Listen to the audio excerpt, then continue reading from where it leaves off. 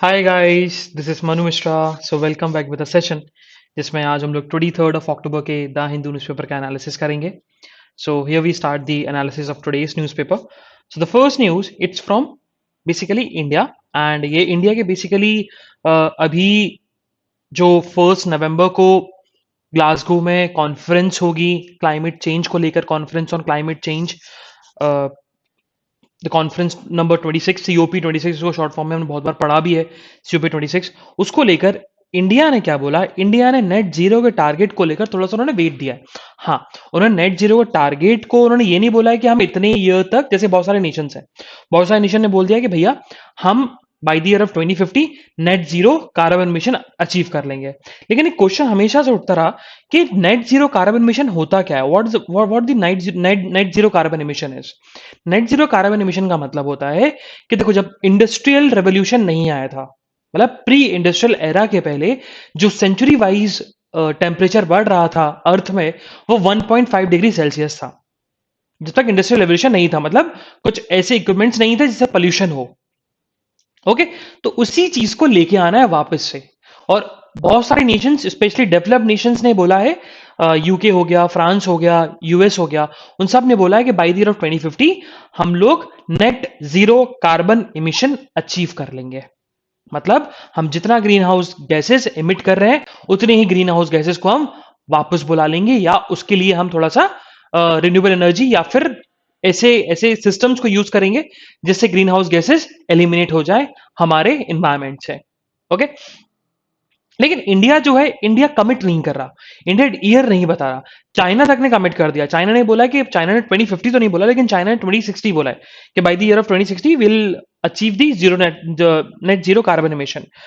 लेकिन what India said, India ने बोला है कि देखो नेट जीरो लाना जरूरी है, but we can not commit on the year कि by this year will achieve the net zero carbon emission. The reason being is, क्योंकि इंडिया का हमेशा से कहना है, इंडिया ने बोला है कि जितने भी डेवलप्ड नेशन है, डेवलप्ड नेशन ने जितने भी प्रपोजल दिए क्लाइमेट को लेकर, उन्होंने कभी भी कोई फुलफिल नहीं किया, कभी भी कोई चीज फुलफिल नहीं करी। और हम नहीं चाहते, हम अपनी इमेज को बिगाड़ना नहीं चाहते।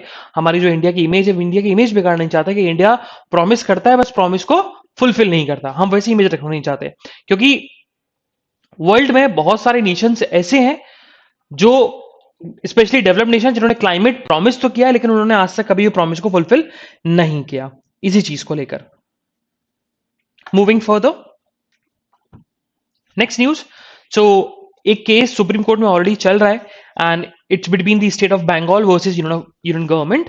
And the case is about के स्टेट ऑफ बंगाल का एलिगेशन है, गवर्नमेंट ऑफ स्टेट का एलिगेशन है, गवर्नमेंट ऑफ वेस्ट बंगाल का एलिगेशन है कि सीबीआई जो है, without any prior intimation of the from the state government, वो हमारे स्टेट में आकर एफआईआर रजिस्टर्ड कर लेती है, इन्वेस्टिगेशन करने लगती है, अरेस्ट भी करती है लोगों को, जो कि गलत है। According to the Delhi police act, जिसके हिसाब से सीबीआई फॉर्म हुआ है, अगर आप किसी स्टेट में जाते हो तो आपको स्टेट गवर्नमेंट से परमिशन लेनी पड़ेगी for the conduction of the investigation, to register the FIR and to do arrest someone. Okay, अब ये केस था, ये इशू था कि भाई वेस्ट बंगाल के केस में ऐसी ऐसी चीजें हुई। तो वेस्ट बंगाल ने क्या किया, वेस्ट बंगाल ने केस कैसे फाइल किया, पहली बात तो वो समझ लो जो लिखा भी गया है। Case was filed by the government of waste Bengal against union government under the article 131 of the Indian constitution. और article 131 of the Indian constitution क्या है? Article 131 of the Indian constitution talks about what? It talks about the original jurisdiction. Okay, original jurisdiction का मतलब होता है कि state government या central government एक दूसरे के ऊपर केस फाइल करती हैं, या state government versus state government होता है, मतलब केस की दोनों पार्टीज जो है, या तो वो स्टेट गवर्नमेंट है या फिर स्टेट गवर्नमेंट या सेंट्रल गवर्नमेंट है, दोनों पार्टीज।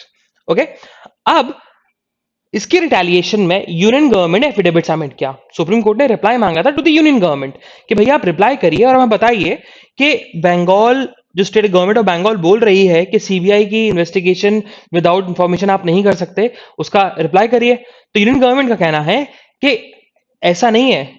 हाँ, सीबीआई के पास कुछ ऐसी पावर होती हैं, कुछ ऐसी पावर्स हैं उनके पास अथॉरिटी है, उनके पास ऑटोनॉमी है कि वो without any prior permission, even though हमारी परमिशन लेने की जरूरत भी नहीं है, और इन्वेस्टिगेशन कर सकती है अगर कोर्ट ने डायरेक्शन दिया। अब ये सीबीआई की इन्वेस्टिगेशन का डायरेक्शन कैलकाटा हाईकोर्ट ने दिया, हमने तो नहीं दिया, तो आप हम पे एलिगेशन क्यों लगा रहे हैं? और कैलकाटा हाईकोर्ट, हाईकोर्ट्स और सुप्रीम कोर्ट्स के पास पावर है, इनहेरेंट पावर्स है under the article 143 of the Indian constitution, जिसके चलते वो लोग to bring justice in the society, वो लोग इनहेरेंट पावर का यूज करते हैं और किसी को भी डायरेक्शन दे सकते हैं इन्वेस्टिगेशन करने के लिए. That's the reply by the union government against the plea filed by the state of West Bengal. Moving further, so Amit Shah जो कि होम मिनिस्टर है, होम मिनिस्टर के साथ साथ उनको रिसेंटली अभी एक मिनिस्ट्री भी मिली है, वो बहुत याद रखना, ministry of cooperation. Okay, sorry, ministry of cooperatives, not cooperation, cooperatives. So what happened, तो अमित शाह जो कि होम मिनिस्टर है वो अभी विजिट पे जाएंगे. 3 डेज की विजिट होगी उनकी जम्मू एंड कश्मीर में, जो कि सैटरडे से स्टार्ट हो जाएगी, मतलब आज से स्टार्ट हो जाएगी. उनकी विजिट के पहले जम्मू एंड कश्मीर अथॉरिटीज ने अराउंड 700 लोगों को डिटेन करके रखा हुआ है.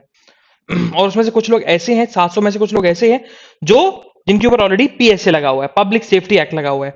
अब पब्लिक सेफ्टी एक्ट है क्या, तो ये पब्लिक सेफ्टी एक्ट बेसिकली ये सिर्फ जम्मू एंड कश्मीर में अभी एप्लीकेबल है, और इसके अंडर किसी भी इंडिविजुअल को आप डिटेन करके रख सकते हो without a trial for a period of 2 years. ठीक है, अगर, लेकिन एक रीजन है, एक रीजन फुलफिल करना पड़ेगा. अगर उसका एक्ट जो है it's prejudicial to the security of the state और नेशन, मतलब अगर उसके एक्ट से स्टेट की सिक्योरिटी या स्टेट या नेशन का सिक्योरिटी ब्रीच होता है, तो फिर आप उसको 2 साल के लिए डिटेन करके रख सकते हो, अरेस्ट नहीं, डिटेन करके रख सकते हो विदाउट एनी ट्रायल. लेकिन अगर हम बात करें तो इंडियन कॉन्स्टिट्यूशन में, तो इंडियन कॉन्स्टिट्यूशन में आप विद इन 24 आवर्स आपको बेसिकली प्रेजेंट करना पड़ेगा मजिस्ट्रेट के सामने. लेकिन अगर पीएसए लगाओ तो कोई जरूरत नहीं, आप 2 साल तक उसको डिटेन करके रख सकते हो. मूविंग फर्दर, तो सिटी की न्यूज हमें नहीं पढ़नी है, will skip the city news, we directly move to the state page. So एक सर्वे हुआ, survey is conducted by the centre for science and environment, CSE short form में. CSE ने बताया कि from the last 3 years winter season दो है in the state of तुम्हारा in the city of Delhi अभी तक का सबसे बेस्ट है in terms of air quality. That's what centre for science and environment says. ठीक है, ये चीज बताने की उन्होंने बोली है. अब जब सर्वे बताया गया, because of the prolong monsoon, बारिश की वजह से बहुत ज्यादा बारिश हुई और लंबा मानसून चला, जिसके चलते जो विंटर सीजन है वो बेटर एयर क्वालिटी के साथ रहेगा. लास्ट 3 years से हम देखें तो, मतलब 18, 19, 20 अगर एयर क्वालिटी देखें और 21 की एयर क्वालिटी देखें, तो 21 की air quality sorry air quality ज्यादा अच्छी है as comparison to the last 3 years. Reason क्या है, because of the intense and prolong monsoon, मतलब बहुत हैवी मानसून और लंबा मानसून के चलते ये चीज हुआ है. क्योंकि वाटर है, तो वाटर बेसिकली एयर क्वालिटी को अच्छा करता है. कभी भी देखा होगा, अगर तुम दिल्ली सिटी कभी दिल्ली गए होगे, तो जो जहां पर कूड़ा जलता है या फिर जहां पर कूड़ा डंप किया जाता है, स्पेशली जहां कूड़ा जलाया जाता है, तो वहां पर पानी छिड़का जाता है. तो वाटर जो है वो वाटर बेसिकली रिड्यूस करता है the level of air pollution. Okay, तो अब बारिश है तो बारिश से एयर पोल्यूशन जो है वो कम हुआ है. मूविंग फर्दर, अच्छा ये जरूर नोट डाउन करना. सो एक माइग्रेटरी बर्ड है अमूर फैल्कन्स. तो अमूर फैल्कन्स जो है वो मणिपुर में आ चुके हैं. अब मणिपुर के एक ही डिस्ट्रिक्ट में आते हैं, इंडिया के एक ही डिस्ट्रिक्ट में आते हैं. The name of the district is Tamenglong.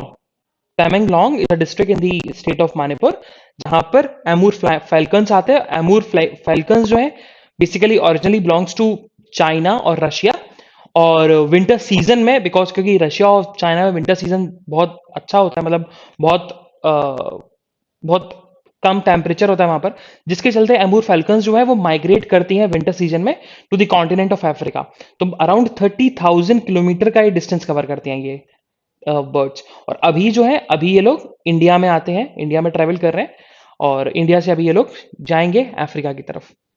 The name of the word is Amur falcons. अच्छा ये आया क्या, तो बेसिकली जो मणिपुर मिनिस्ट्री है, मणिपुर मिनिस्ट्री ने बोला, मणिपुर गवर्नमेंट ने बोला कि एमूर फैल्कन्स को आप टारगेट मत बनाइए, मतलब उनको हंट मत करिए. और एमूर फैल्कन जो है वो wild life protection act, Manipur wild life protection act 1972 के एम्बिट में आती है. और अगर आप इसको करते हो तो they will lead to 3 years of imprisonment and 25,000 का फाइन लगेगा आपके ऊपर. Moving further, so on the next state page ऐसी कुछ न्यूज नहीं है जो हमारे एग्जामिनेशन पर्सपेक्टिव से इंपॉर्टेंट हो. So we directly move to the editorial page. तो आज हमारे लिए 2 एडिटोरियल इंपॉर्टेंट है. The first one is about the development that is mindful of nature. तो इट्स अबाउट द केरला के सिचुएशन के बारे में समझ में आएगा अपन को. आज समझ में आएगा कि केरला में फ्लड्स क्यों आते हैं. हमने हमेशा देखा 2 साल में फ्लड्स आने लगते हैं, पिछली बार भी हमने सुना था फ्लड्स आए थे और बहुत लोगों की डेथ हुई थी, लैंडस्लाइड्स होते हैं। अभी हमने केरला के इंसिडेंट देखने को मिल रहा है। तो केरला के इन्वायरमेंटल के बारे में, and the second one is about the clean energy transition plan for India. तो इसका कुछ पार्ट हमें पढ़ना है और कुछ पार्ट हमें नहीं पढ़ना है, तो वो हम चीज अपन स्किप करेंगे, ठीक है। जो चीज हमारे लिए इंपॉर्टेंट होगी वही अपन पढ़ने वाले हैं, जो चीज हमारे लिए इंपॉर्टेंट नहीं होगी मैं बता दूंगा कि नहीं पढ़ना है। चलो, so first will discuss the development that is mindful of nature. Author ने बोला कि देखो, अभी रिसेंटली 21 को रिपोर्ट निकल के आई और उसमें यह पता लगा कि अराउंड 42 डेथ्स हुए हैं because of the landslide happen in the district of Idukki. और ऑथर का कंसर्न ये है कि अभी मानसून गया भी नहीं है ना, अभी मानसून है, क्योंकि रीट्रीट मानसून, सबसे पहले मानसून केरला में आता भी है और सबसे पहले मानसून अगर कहीं जाता है ना किसी स्टेट में तो वो केरला है, केरला और Tamil Nadu, because of the retreat monsoon.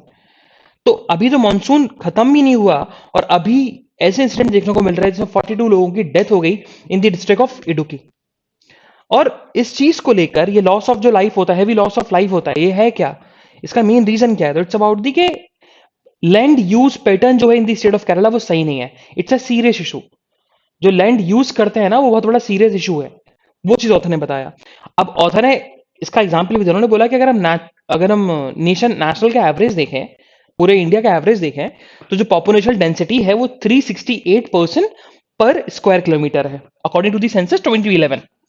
According to the census 2011 अगर देखा जाए तो population density in on an average in this nation is 368 per square kilometre. लेकिन वही हम केरला की बात करें तो केरला में अराउंड कितना है, 860 पर स्क्वायर किलोमीटर। हाँ, लेकिन अगर हम कंपेयर करेंगे अदर स्टेट से तो कमी है, बट हाँ नेशनल एवरेज से ज्यादा है। लेकिन ऑथर ने फिर समझाया कि क्यों बेसिकली लैंडस्लाइड के केसेस केरला में देखने को मिलते हैं, क्यों फ्लड्स आती हैं। ऑथर ने बताया कि इनिशियली जब केरला था, मतलब जब हम बात करते हैं 1950s की, 60s की, 70s की, 80s की, उन सब में केरला में फ्लड्स नहीं आते थे, इवन दो इन 90s ऑल्सो, है ना। तो अब ऐसा क्या हुआ, क्योंकि जब केरला में जो 50 से लेकर 90s तक जो पॉपुलेशन थी वो तो या तो कोस्टल एरिया पे रहती थी या लोलैंड्स पे रहती थी। अब कोस्टल एरिया मतलब जहां से वाटर बॉडीज कनेक्ट है, कोस्टल एरिया मतलब जैसे पूरी पूरी इज अ सिटी, गोवा, तो गोवा इज अ स्टेट, वैसे कोस्टल एरिया लगता है ना, मतलब जहां पर ओशंस हैं, तो उन कोस्टल एरियाज पे रहते थे या फिर लोलैंड्स पे रहते थे। अब लोलैंड्स मतलब एक ऐसी जमीन, एक ऐसी फ्लैट लैंड, फ्लैट प्लेन्स जो कि एट दी सी लेवल पर है। अगर कभी तुमने कभी ट्रेवल किया होगा, ट्रेन से ट्रेवल किया होगा, तो कभी किसी स्टेशन पर जाते होगे तो स्टेशन के स्टार्टिंग में लिखा होता है ना, जैसे कि भोपाल आया तो भोपाल, और उसमें लिखा होगा Bhopal city above the sea level of 282 metre. तो तो Bhopal is not on a low land. Low land वो प्लेन होगा जहां पर सी लेवल और जो जमीन है वो बराबरी पे हो या थोड़ी सी ऊपर हो, मतलब 10 मीटर 50 मीटर चलता है, तो वो चीज लोलैंड कहती है ना। तो केरला के जो लोग थे, केरला में पॉपुलेशन एक्सपेंशन हुआ वो कहां हुआ, या तो तुम्हारा आपका क्या बोलते हैं कोस्टल एरियाज में, लोलैंड्स पर, इन दो जगहों पर बहुत ज्यादा हुआ। लेकिन इंडस्ट्रियलाइजेशन आया, पॉपुलेशन ग्रोथ हुई, टॉपोग्राफिक बाउंड्रीज जो हैं वो चेंज होने लगी, इकोनॉमिक ग्रोथ होने लगी, इंफ्रास्ट्रक्चर डेवलपमेंट होने लगा, इंटरस्टेट माइग्रेशन होने लगा, जिसके चलते सेटलमेंट बहुत ज्यादा बढ़ गया इन द स्टेट ऑफ केरला। और हमें रेसिडेंशियल बिल्डिंग्स की जो ग्रोथ है वो बहुत रैपिडली देखने को मिली। वो हमें सेंसस से पता लगता है, क्योंकि जब सेंसस 2011 आया था उसने बताया था कि 2001 से कंपेयर करें, 2001 का सेंसस और 2011 का सेंसस कंपेयर करें तो पॉपुलेशन की जो ग्रोथ हुई है 5% ग्रोथ हुई है। मतलब अगर 100 लोग रहते थे केरला में, 100 लोगों की पॉपुलेशन थी स्टेट ऑफ केरला, तो 2011 में उस सेंसस में 105 हो गई। लेकिन वहीं हम अगर रेसिडेंशियल हाउसेस की बात करें तो वो कितनी हो गई, नंबर ऑफ हाउसेस कितने से इंक्रीज हुए, 19.9% से। मतलब अगर 100 हाउसेस थे 2001 के सेंसस में, तो वहीं 2011 के सेंसस में कितने हो गए, 120 हाउसेस। ये रिपोर्ट में देख लो, मतलब पॉपुलेशन के कंपैरिजन में भी हाउसेस इंक्रीज नहीं हो रहा है, उससे 3 गुना या 4 गुना ज्यादा फास्ट तरीके से हाउसेस ग्रो कर रहे हैं। ये सबसे बड़ा ऑथर का कंसर्न है ना। अब ऑथर ने बताया कि देखो, प्रॉब्लम इस बात से नहीं है कि सेटलमेंट बढ़ता जा रहा है, सिटिंग सेटलमेंट बढ़ता जा रहा है, जमीन खाली होती जा रही है। दिक्कत इस बात से भी है कि देखो जमीन तो खाली, sitting settlement is not only the problem is construction में जो कंस्ट्रक्शन मटेरियल लगता है है ना, उसकी भी डिमांड इंक्रीज हो रही है। और कंस्ट्रक्शन मटेरियल का डिमांड जो है इंक्रीज हो रहा है, तो उसके लिए क्या पड़ता है, एक्सिबिशन होता है, लैंड का एक्सिबिशन होता है, जिससे, और लैंड का एक्सिबिशन कहाँ होता है, इन द हिली एरियाज में, केरला में हिली एरियाज हैं, जिसके चलते लैंडस्लाइड के केसेस क्या हो जाते हैं, बहुत ज्यादा बढ़ जाते हैं, है ना। तो नॉट ओनली के हिली एरियाज पे रोड्स बन रही है, इंफ्रास्ट्रक्चर डेवलपमेंट हो रहा है, उन रोड्स को बनाने के लिए जो मटेरियल लगता है, इंफ्रास्ट्रक्चर मटेरियल लगता है, उसके लिए हम लैंड को एक्सवेट करते हैं, मतलब खाली करते हैं, गिट्टी जैसे गिट्टी है, गिट्टी को बेसिकली हम ग्रेवल बोलते हैं। तो ग्रेवल बनाने के लिए हमें स्टोन चाहिए, स्टोन मिलेगा कहाँ, माउंटेन रीजन पर, या फिर हमें जमीन की खुदाई करनी पड़ेगी। तो इससे केरला के एनवायरनमेंट में इम्पैक्ट पड़ा। फिर अब रिवर की बात करें, तो रिवर की हम बात करें तो जो रिवर का वाटर एब्जॉर्बिंग कैपेसिटी है, वो लॉस्ट होती जा रही है। होता क्या है, देखो रिवर है, तो रिवर जो जहां से फ्लो करती है ना, तो जो रिवर की लैंड होती है, रिवर लैंड जो होती है, वो वाटर को ऑब्जर्व इजीली कर लेती है। क्यों? क्योंकि वहां की जो सॉइल होती है ना, बहुत सॉफ्ट होती है, तो इजीली पेबल्स होते हैं उसके अंदर, मतलब छेद होते हैं, पेबल्स, जिसके अंदर वो बहुत धीरे धीरे जमीन के अंदर जो है पानी ऑब्जर्व होता रहता है ना, रिवर वाटर ऑब्जर्व करता रहता है। तो ऑब्जर्व होने से रिवर कभी जो है, रिवर का जो फ्लो है वो थोड़ा सा कंट्रोल में रहता है। बट केरला में जो बेसिकली हम रिवर्स की बात करें, तो रिवर्स की जो वाटर एब्जॉर्बिंग कैपेसिटी है वो कम होती जा रही है, जिसके चलते सरफेस पर ज्यादा पानी बहता है। सरफेस पर ज्यादा पानी बहता है, उसके चलते फ्लड्स के ज्यादा चांसेस आते हैं, और जो ग्राउंड वाटर रिचार्ज है उसमें भी रिडक्शन आया है, जिसके चलते फ्लड्स आती हैं। लैंडस्लाइड के रीजन पता लगा हमें, क्योंकि भैया वो इंडस्ट्रियल एरिया इंफ्रास्ट्रक्चर बिल्डअप हो रहा है। दूसरा, रिवर्स का फ्लड्स की वजह से, क्योंकि ऑब्जर्विंग कैपेसिटी रिवर्स की क्या हो गई, कम हो गई, रिड्यूस हो गई। और आगे बताया गया हिली एरियाज में रोड कंस्ट्रक्शन कराया जाता है, और रोड कंस्ट्रक्शन करने के लिए हमें स्लोप्स को कट डाउन करना पड़ता है, जिसके चलते जो स्टेबलाइजेशन होती है उन जमीनों पर, वो डिस्टेबलाइज हो जाते हैं। तो construction on the hill slopes सबसे बड़ा प्रॉब्लम है, और construction of the hill slope हो गया, फिर लैंड लूज हो गई, सॉइल लूज हो गई, बारिश आई, और केरला में बारिश तो होती है, और केरला में बारिश हुई, हैवी रेनफॉल हुई, जिसके चलते जो डेब्रिसेस हैं वो भी नीचे आते जाते हैं, और जो लो लैंड या फिर प्लेन एरियाज पे रहते हैं उनको भी इम्पैक्ट पड़ता है। हिल एरियाज पे तो पड़ता ही पड़ता है, और आपका जो प्लेन्स पे भी रहते हैं ना, उनको भी फर्क पड़ता है बिकॉज ऑफ द डेब्रिसेस। फिर आगे बताया गया कि कमेटी बनी थी जिसका नाम था गडकिल कमेटी, और गडकिल कमेटी का काम क्या था, गडकिल कमेटी का काम था to give recommendation on the Western Ghats ecological, Western Ghats को लेकर, वेस्टर्न घाट्स के प्रोटेक्शन को लेकर। और गडकरी कमेटी ने बताया था कि हमें वेस्टर्न घाट्स को, अगर हमें सही करना पड़ेगा ना, अगर हमें वेस्टर्न घाट्स को प्रमोट करके रख, मतलब वेस्टर्न घाट्स को हमें सही करके रखना है, तो हमें इंफ्रास्ट्रक्चर को बिल्डअप नहीं कर लेना चाहिए, रिवर्स को हमें, रिवर्स के मोड्स को हमें चेंज नहीं करना चाहिए, कोड्स को चेंज नहीं करना चाहिए। बट वहीं केरला गवर्नमेंट जो है वो इंफ्रास्ट्रक्चर को ज्यादा महत्व दे रही है as comparison to the environment. और ये प्रूफ गडगिल कमेटी की रिपोर्ट से हो सकता है। गडगिल कमेटी की रिपोर्ट की रिकमेंडेशन को हमने, केरला गवर्नमेंट ने माना ही नहीं, या सेंट्रल गवर्नमेंट ने भी नहीं माना, to safeguard the Western Ghats. फिर ऑथर ने दो एग्जाम्पल दिए, दो प्रोजेक्ट्स के एग्जाम्पल दिए। पहला प्रोजेक्ट एग्जाम्पल दिया क्या, सिल्वर लाइन प्रोजेक्ट। अब सिल्वर लाइन प्रोजेक्ट क्या है, इट्स अ रेलवे प्रोजेक्ट। अब इस रेलवे लाइन प्रोजेक्ट है, जिसके चलते देखा जाए तो बहुत सारे ट्रीज को कट डाउन किया जाएगा, एग्रीकल्चर जो लैंड है उसको वो कम हो जाएगी, है ना, बहुत सारी चीजें कम होगी, और बहुत सारे हिल्स को भी कट डाउन किया जाएगा। लेकिन ऑथर का ये कहना है, आप रेलवे इंफ्रास्ट्रक्चर बना रहे हो, किस लिए बना रहे हो, ट्रांसपोर्टेशन के लिए। लेकिन हम केरला के ट्रांसपोर्टेशन और नेशन के ट्रांसपोर्टेशन को अगर कंपैरिजन करें ना, तो देखा जाए तो हम लोग कम डेफिसिट में जाते हैं।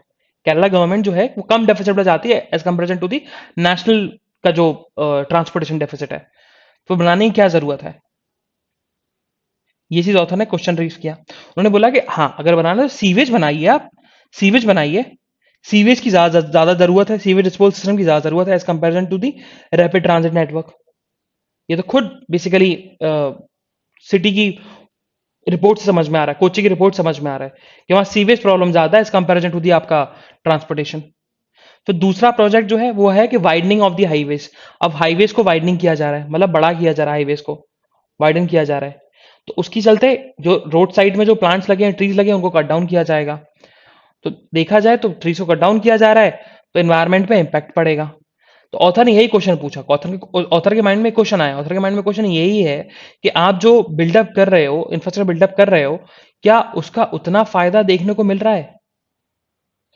ठीक है, देखो हर चीज के प्रोज एंड कॉन्स होते हैं, हर चीज के प्रोज एंड कॉन्स है, लेकिन क्या उसके प्रोज ज्यादा है या कॉन्स ज्यादा है, ये ऑथर ने क्वेश्चन किया।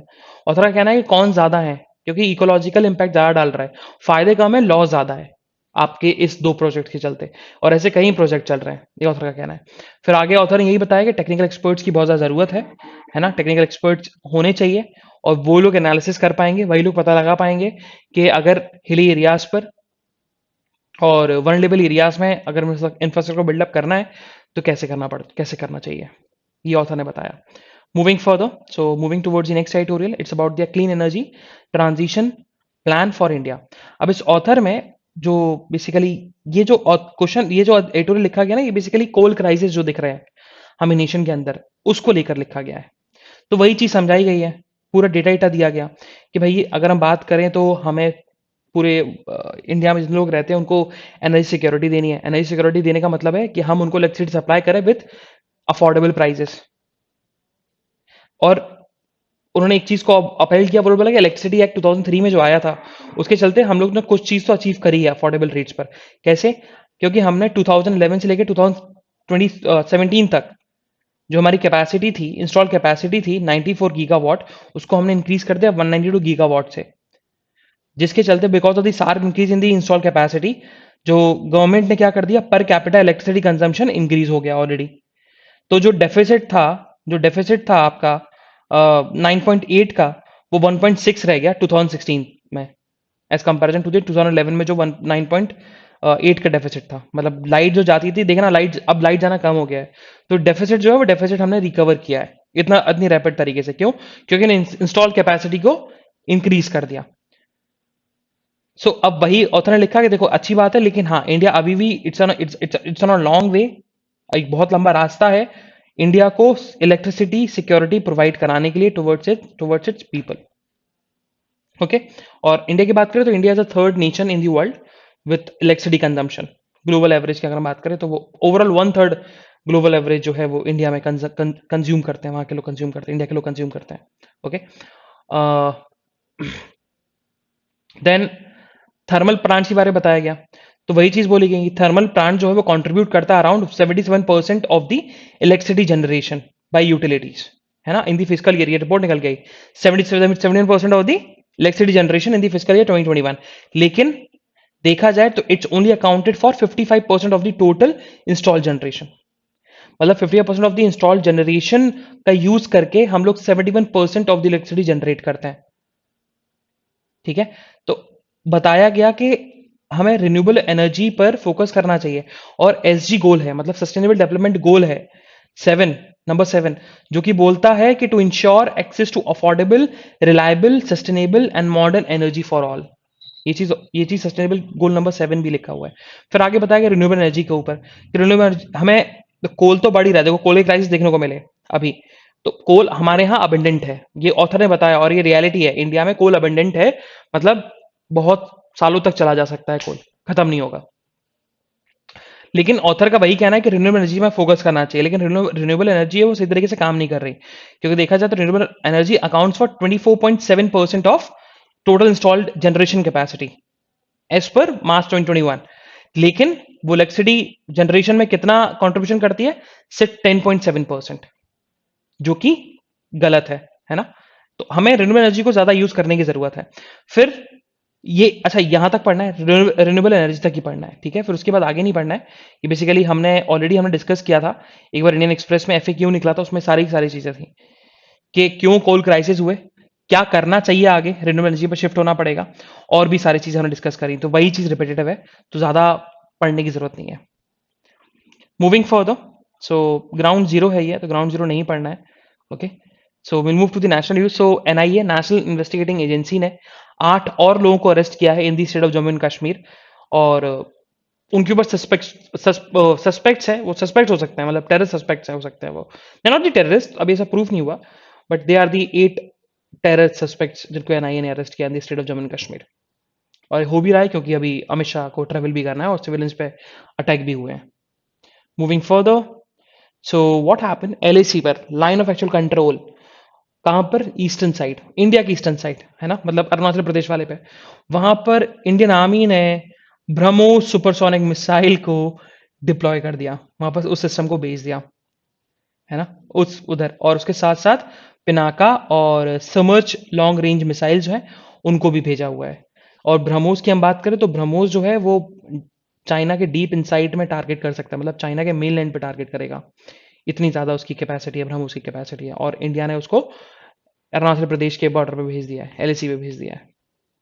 तो इंडिया अपनी पावर का शो कर रही है। मूविंग फॉर अच्छा, ये वाला पेज जो है पूरा पॉलिटिकल न्यूज़ है, पूरा पॉलिटिकल न्यूज़ है। तो पॉलिटिकल न्यूज़ पढ़नी नहीं होती तो बिल्कुल स्किप करो। सो हरदीप सिंह पुरी जो कि अभी प्रेजेंट में पेट्रोलियम एंड कोल मिनिस्टर है, उनका कहना है, petroleum and natural gas minister है, उनका कहना है कि पेट्रोलियम पे जो टैक्सेस लग रहे हैं, उन्होंने भी एक्सेप्ट किया है, गवर्नमेंट ने भी एक्सेप्ट कर लिया, मिनिस्ट्री ने भी एक्सेप्ट कर लिया कि भैया पेट्रोल के प्राइसेस ज़्यादा हैं, लेकिन ज्यादा सी वजह से कि टैक्स हम लोग लगा रहे हैं, और टैक्स जो है वो बेसिकली किस पे लग रहा है, वेलफेयर स्कीम्स पे लग रहा है। और स्पेशली जो फ्री वैक्सीनेशन दी जा रही है ना, वो फ्री वैक्सीनेशन में जो पैसा खर्च तो हो रहा हो गवर्नमेंट का, तो गवर्नमेंट का पैसा कहां से आएगा, पेट्रोलियम टैक्सेस से। ये चीज हरदीप सिंह पुरी ने बोली। हाँ, हरदीप सिंह पुरी ने एक चीज अश्योर करी, उन्होंने बोला है कि जब तक, जैसे ही सारे लोग वैक्सीनेट हो जाएंगे इंडिया में, वैसे ही पेट्रोलियम में टैक्स में डिक्रीमेंट आ जाएगा। ये चीज हरदीप सिंह पुरी ने बोल दी है। लेकिन हाँ, जैसे ही डिक्रीमेंट आएगा, मतलब जैसे ही डिक्रीमेंट तब तक नहीं आएगा जब तक सब लोग वैक्सीनेट नहीं हो जाते इंडिया में। ये चीज हरदीप सिंह पुरी ने बोला है। मूविंग फर्दर, सो अभी भी air bubble to continue for some time, मतलब इंटरनेशनल ट्रेवल करना है तो एयर बबल के एम्बिट में रह के ही करना पड़ेगा। ये क्लियर कर दिया है from the ministry of civil aviation, है ना, मिनिस्ट्री ऑफ सिविल एविएशन ने बोल दिया है कि air bubble to continue for some time अभी भी। हाँ, एयरक्राफ्ट को ज्यादा इंक्रीज कर देंगे। अभी जो 15 एयरक्राफ्ट थे जो इंटरनेशनल ट्रैवल करते थे टू द यूके, उसको 33 कर दिया, अब 35 कर दिया, अब फ्लाइट्स को इंक्रीज कर रहे हैं अब। Moving further, so on the world news, so US president Joe Biden ने क्लियर कर दिया है कि अगर चाइना ताइवान की तरफ एग्रेसिव पॉलिसी दिखाती है तो ये यूएस की रिस्पॉन्सिबिलिटी है कि वो चाइना को डिफेंड करेगा, and US will defend Taiwan against China's aggressive policy against Taiwan, अगर दिखाता है तो। मूविंग फर्दर, सो 43 कंट्रीज ने, उन्होंने बोला है, 40 कंट्रीज यूएन में गई, उन्होंने बोला है चाइना को कि भैया आप यूग्रो राइट्स को लेकर उनकी रिस्पेक्ट करें, यूग्रे के राइट्स को आप रिस्पेक्ट करें, आप उनके राइट्स को, उनके ऊपर रेस्ट्रिक्ट कर रही हैं। 43 कंट्रीज ने यूएन अप्रोच किया है और यूएन को बोला है कि आप चाइना को बोलिए कि यूग्रे राइट्स को वो रिस्पेक्ट करें, उनके राइट्स को ब्रीच ना करें। Moving further, so foreign, Pakistan के जो फॉरेन मिनिस्टर हैं शाह मोहम्मद कुरैशी ने तालिबान गवर्नमेंट को एडवाइस किया है कि आप कुछ कुछ चीजों को वैलिडेट कर दो, जैसे कि वुमेन राइट्स को वैलिडेट कर दो, टेररिज्म को कर्व करना है। तो ये सारी चीजें पाकिस्तान मिनिस्टर ने डिस्कस करी है टू दी तालिबान गवर्नमेंट। अब ये दिखाया है, पता नहीं रियलिटी में क्या बोला होगा, अच्छा ही बोला होगा, मतलब पाकिस्तान के लोग भी ह्यूमंस होते हैं यार, तो वो लोग, अब हाँ ऑब्वियस सी बात है कि, सो या इंडिया और पाकिस्तान, हम लोग पाकिस्तान को बहुत गंदा समझते हैं, वैसे रियलिटी में गंदा नहीं है। द थिंग इज कि एक बहुत बड़े अच्छे पर्सन है कांग्रेस के, मणिशंकर अय्यर, अब वो शायद कांग्रेस से नहीं है या कांग्रेस उनको एक्सपेल कर दिया गया। सो वो पाकिस्तान के हाई कमिश्नर रहे हैं, ठीक है, जिसको हम बोल सकते हैं एम्बेसडर रहे हैं बहुत सालों तक। तो दैट पर्सन सेड कि the coin has two sides, मतलब हर सिक्के का दो पहलू होते हैं। तो वही चीज अगर आप एक पाकिस्तानी से बोलोगे तो पाकिस्तानी के लिए इंडिया खराब है और पाकिस्तान अच्छा है, लेकिन आप किसी इंडियन से पूछोगे तो भाई उसके लिए इंडिया अच्छा है, पाकिस्तान खराब है ना। अगर आप किसी इंडियन से पूछोगे तो यही बोलेगा नहीं भाई इंडिया अच्छा काम करता है, पाकिस्तान में टेररिस्ट है, पाकिस्तान टेररिज्म को प्रमोट करता है, पाकिस्तान जो है वो आतंकवादी है। लेकिन आप किसी पाकिस्तान से बोलोगे तो पाकिस्तानी ये बोलेगा कि नहीं भाई इंडिया आतंकवादी फैलाता है, इंडिया आतंकवाद फैलाता है, पाकिस्तान नहीं करता। तो that's the reality, so we don't know, मतलब उनका सिंपल सा कॉन्सेप्ट था कि हाँ, पाकिस्तान की कुछ कुछ पॉलिसीज ऐसी होती हैं, पाकिस्तान की पॉलिसीज ऐसी होती है जो इंडिया को काउंटर करती हैं, लेकिन इंडिया की भी पॉलिसीज तो वैसी होती हैं जो पाकिस्तान को काउंटर कर रही हैं। ठीक है, तो हर कोई पाकिस्तान में आतंकवादी नहीं होता। हाँ, कुछ ऐसे एक्ट रहे हैं पाकिस्तान गवर्नमेंट के कि उनके ऊपर सैंक्शंस भी लगते हैं, ठीक है, उनको अभी जैसे एफएटीएफ की ग्रिल लिस्ट में डाला गया। तो हाँ, कुछ कुछ एक्ट है, बट ऐसा नहीं है कि सारे पाकिस्तानी टेररिस्ट हैं। तो पाकिस्तान से चिढ़ो मत पाकिस्तान की गलती और कुछ अच्छी चीजों के बारे में भी समझो उनके। सो दैट्स व्हाट पाकिस्तान के फॉरेन मिनिस्टर ने तालिबान को अर्ज किया कि भैया आप ह्यूमन राइट्स को और टेररिज्म को कर्व करके रखना है। हाँ, इंडियंस के लिए पाकिस्तान हमेशा से उनका एनिमी रहा है, तो यस, सो हम लोग हमेशा पाकिस्तान को आतंकवाद और टेररिज्म से रिलेट करते रहते हैं, बट पाकिस्तान टेररिज्म के भी आगे भी कुछ चीज़ है। उन वहाँ पर भी लोग रहते हैं, वहाँ पर भी पॉपुलेशन है, वहाँ पर भी गवर्नमेंट है, वहाँ पर भी लोग वोट डालते हैं, वहाँ पर भी वुमेन राइट्स है, as irrespective of other Muslim nations. Moving further, so economic news में ऐसे कुछ न्यूज़ नहीं है जो हमारे एग्जामिनेशन पर्सपेक्टिव से इंपॉर्टेंट हो। So we end the session here. हम लोग कल फिर मिलेंगे with some exciting news, some exciting current affairs. तब तक के लिए bye bye, have fun and enjoy your day. Bye bye guys.